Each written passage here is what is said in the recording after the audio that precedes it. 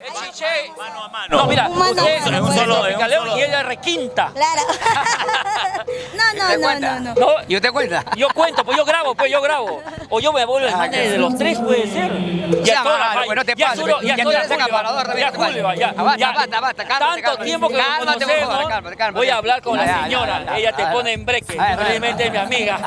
¿Qué novedades, Para papá ti lindo? solo, pues, hombre. ¿Qué novedades Bueno. a nivel de los Chapis de música? Bueno, la Tienes novedad una que nos- gira grande, ¿no? Indiscutiblemente para los chapis es una suerte y aparte la fruta cae de madura porque el trabajo de nosotros es de No es de muchos ahora, años, más de muchos años, exactamente, claro, sí, muchos años.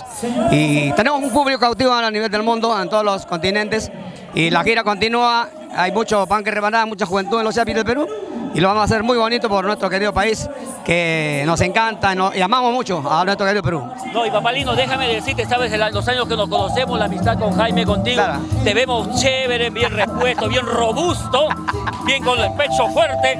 De verdad que te da gusto verte después de mucho tiempo y verte alegre con la chispa de siempre, que te hace único, evidentemente. Muchas gracias a tu persona y también aquí a Rosita Espinar por darnos estos minutos, que vamos llegando al corazón del pueblo peruano y estaremos con todas las novedades y todas las primicias. Perfecto, papá.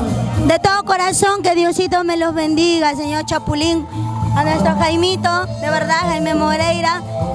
Ojalá Dios quiera para mi aniversario puedan estar verdad, ¿no? este año en septiembre. Vamos a hablar ya Ya, de una vez, conversamos. sabes que cortamos la Ojalá. cámara y acá cierran el contrato de una vez. Ojalá Dios quiera. Vamos anunciando, papá Chapulín y Jaime a mitad de precio para el aniversario. Rosita.